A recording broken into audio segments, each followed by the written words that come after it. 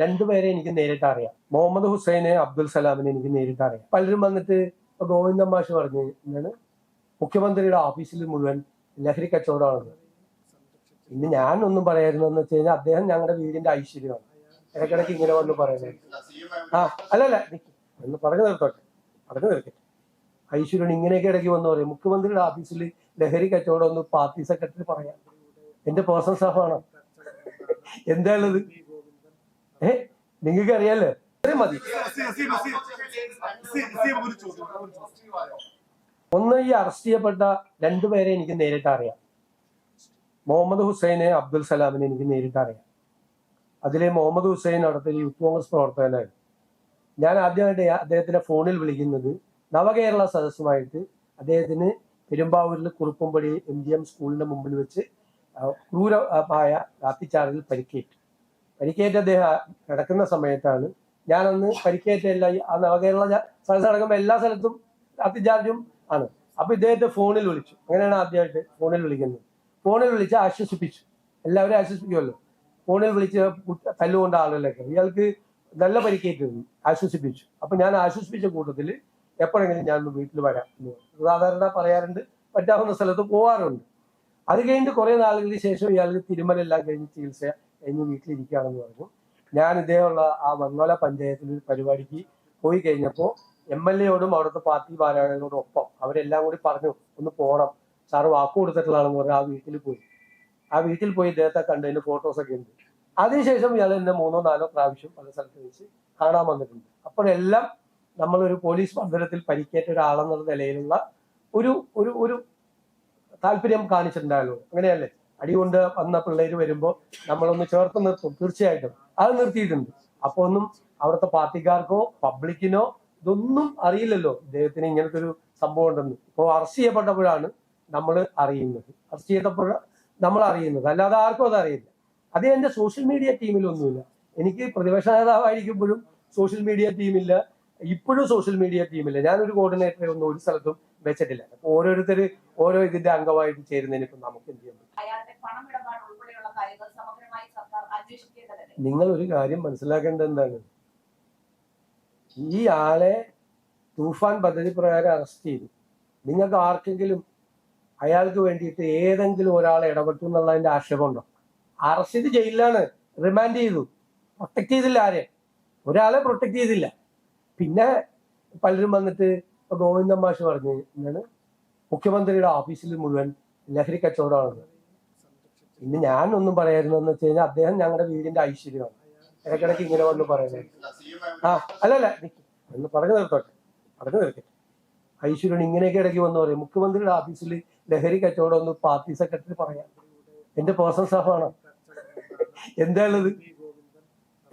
നിങ്ങൾക്ക് അറിയാലോ, മുൻ മുഖ്യമന്ത്രിയുടെ പ്രിൻസിപ്പൽ സെക്രട്ടറി സ്വർണ്ണക്കള്ളക്കടത്ത് കേസിൽ 100 ദിവസം ജയിലിൽ കിടന്നപ്പോ ഈ സെക്രട്ടറി എവിടെയായിരുന്നു? ഈ പാർട്ടി സെക്രട്ടറി. പറഞ്ഞോട്ടെ, അത് പുള്ളി ഞാൻ എന്നെ കൊണ്ട് ഇത് പറയിപ്പിക്കാൻ വേണ്ടി ഇത് വന്ന് പറഞ്ഞു. അതാണ് ഞാൻ പറഞ്ഞ അദ്ദേഹം ഐശ്വര്യമാണെന്ന് പറഞ്ഞു.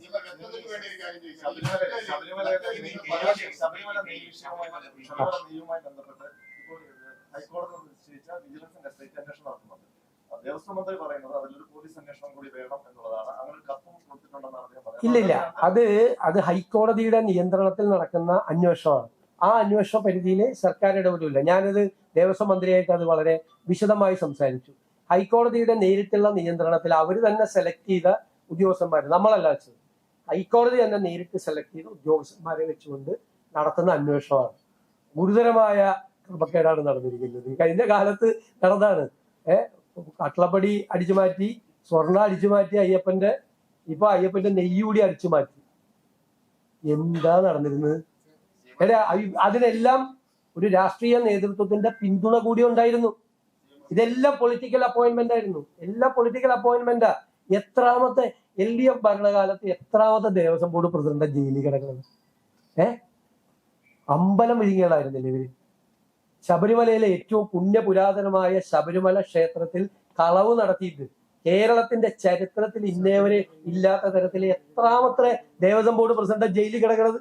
സ്വർണ്ണ അടിച്ചു മാറ്റി, കട്ടള അടിച്ചു മാറ്റി, ദ്വാരപാലക ശില്പം അടിച്ചു മാറ്റി, അവസാനത്തെ നെയ്യൂടി അടിച്ചു മാറ്റി. ഇനി എന്തെല്ലാം പറയായിരിക്കും? എന്തായിരുന്നു അവിടെ നടന്നത്? LDF ഭരണകാലത്ത് എന്തായിരുന്നു അവിടെ നടന്നത്?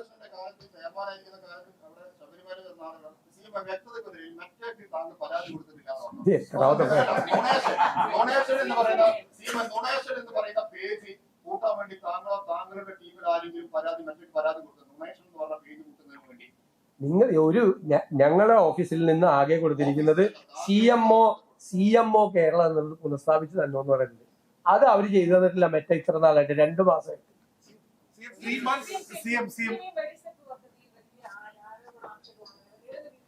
അത് റീസ്ട്രക്ചർ ചെയ്യുന്നതിനെ കുറിച്ച് നമ്മൾ പഠിച്ചുകൊണ്ടിരിക്കുകയാണ്. അതിന് ഗുരുതരമായ വന്നത് ഒന്നാമത്തെ ആവശ്യമായ ആശുപത്രികൾ എംപാനൽ ചെയ്തിട്ടില്ല. കൂടുതലും ഹോസ്പിറ്റൽസ് ആണത് എംപാനൽ ചെയ്തിരിക്കുന്നത്. പിന്നെ ആശുപത്രികൾ എംപാനൽ ചെയ്തിരിക്കുന്ന സ്ഥലത്ത് അവിടുത്തെ നല്ല ഡിപ്പാർട്ട്മെന്റ്സ് അതിൻ്റെ അകത്തൊന്നുമില്ല. അപ്പൊ വ്യാപകമായ പരാതികൾ ജീവനക്കാരുടെയും പെൻഷൻകാരുടെയും ഭാഗത്ത് റീസ്ട്രക്ചർ ചെയ്യാം. ഒരേ മെറ്റ എന്ന് പറയുന്നത് ഭയങ്കര സംഭവം.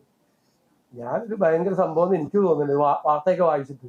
ഞാൻ എഴുതി കൊടുക്കുന്ന സാധനങ്ങളൊക്കെ മെറ്റ റിലീസ് ഓർഡർ ക്യാൻസൽ ചെയ്യാന്ന് പറഞ്ഞാൽ ഞാൻ ആകെ മെറ്റയ്ക്ക് കൊടുത്തിരിക്കുന്നത് നമ്മൾ ഇത് വന്ന ഉടനെ തന്നെ CMO കേരളം എന്ന ഔദ്യോഗിക ഇൻസ്റ്റഗ്രാം പേജിൽ ലഭ്യമാക്കി തന്നെ, നേരത്തെ ഉണ്ടായിരുന്നത് ലഭ്യമാക്കി തന്നെ എന്ന് പറഞ്ഞിട്ട് റിക്വസ്റ്റ് കൊടുത്തിട്ടുണ്ട് എന്റെ ഓഫീസിൽ നിന്ന്. 2 മാസമായിട്ട് ഇത് ശരിയാക്കി തന്നിട്ടില്ല ഇതുവരെ. ഞാൻ പറഞ്ഞിട്ടാണ് എന്റെ സാധനം മുഴുവൻ മെറ്റ റിലീസ് ചെയ്ത് പറഞ്ഞത്. നിങ്ങളൊക്കെ അതിങ്ങനെ വാർത്ത കൊടുക്കുക, നിങ്ങളൊന്ന് ആലോചിച്ചു. ഞാൻ പറഞ്ഞു കഴിഞ്ഞാൽ മെറ്റ റിലീസ് എന്റെ പോയിട്ടുണ്ട് 3 എണ്ണം. ഇത് ഒരുപാടെണ്ണം പോയിട്ടുണ്ട്. അതായത് ഈ ദൃശ്യമാധ്യമങ്ങളുടെ ഓൺലൈൻ ആളുകൾ വെച്ച കാര്യം. ഒന്ന്, ഞാൻ ഈ മത്സ്യത്തൊഴിലാളി മേഖലയിലുണ്ടായ വിഷയങ്ങളിൽ ഇടപെട്ടതിനെ അഭിനന്ദിച്ചുകൊണ്ട് തിരുവനന്തപുരം ആർച്ച് ബിഷപ്പ് കൊല്ലം രൂപതയുടെ 700-ാം വാർഷികത്തിൽ നടത്തിയ പ്രസംഗം പല നിങ്ങളുടെ ഓൺലൈൻ ചാനലുകളിലും വെച്ചു. അത് റിമൂവ് ചെയ്തു. അത് എന്നെ അഭിനന്ദിച്ചുകൊണ്ടായിരുന്നു. എന്റെ ഇടപെടലുകളിൽ എന്റെ വിശ്വാസമുണ്ട്, വളരെ ഇതാണെന്ന് പറഞ്ഞ് അദ്ദേഹം നടത്തിയ ഒരു പ്രസംഗം. ആ പ്രസംഗം ഓൺലൈൻ ചാനലുകൾ കൊടുത്തിട്ട് റിമൂവ് ചെയ്തിട്ടുണ്ട്. ഞാൻ ഷിബു ബേബി ജോണും ഞാനും തമ്മിൽ ഒരുമിച്ച് ഗൗതം കൃഷ്ണയുടെ വീട്ടില് പോയത്, അത് ചില ചാനൽ കൊടുത്തത് അത് റിമൂവ് ചെയ്തിട്ടുണ്ട്. മൂന്നാമത് KCBC മുഖ്യമന്ത്രിക്ക് ഒരു പരോക്ഷ പിന്തുണയുമായി ദുരിതാശ്വാസ പ്രവർത്തനങ്ങളിൽ ആരും രാഷ്ട്രീയം പറയരുത് എന്ന് പറഞ്ഞ് വെച്ച എന്റെ കൂടി ഫോട്ടോ വെച്ചുകൊണ്ട് പോസ്റ്റ് ചെയ്ത ഈ സോഷ്യൽ മീഡിയ ദൃശ്യമാധ്യമങ്ങൾ സോഷ്യൽ മീഡിയയുടെ എല്ലാ റിലീസും ഇപ്പോ തെലങ്കാന മുഖ്യമന്ത്രിയുടെ ചെയ്തിട്ടുണ്ട്, ആസാം മുഖ്യമന്ത്രി, ഞങ്ങളുടെ ഹിമാചൽ മുഖ്യമന്ത്രിയുടെ ചെയ്തിട്ടുണ്ട്. അത് എന്താണ് മെറ്റ ചെയ്യുന്നതെന്ന് അറിയില്ല. ചാനലുകളുടെ പേരിൽ കൊടുത്തിരിക്കുന്ന കാര്യങ്ങൾ എനിക്കത് തിരിച്ച് വരുന്നതിൽ സന്തോഷമുള്ളൂ. കാരണം അങ്ങനെ ചെയ്യാൻ പാടില്ലല്ലോ, നാളെ എന്റെയും പോവില്ലേ. അല്ലാതെ ഞാനോ എന്റെ ഓഫീസോ പറഞ്ഞിട്ട് മെറ്റ നിങ്ങളൊക്കെ കൊടുക്കുന്ന ഓൺലൈൻ ചാനലിൽ കൊടുക്കുന്ന സാധനം റിമൂവ് ചെയ്യോ?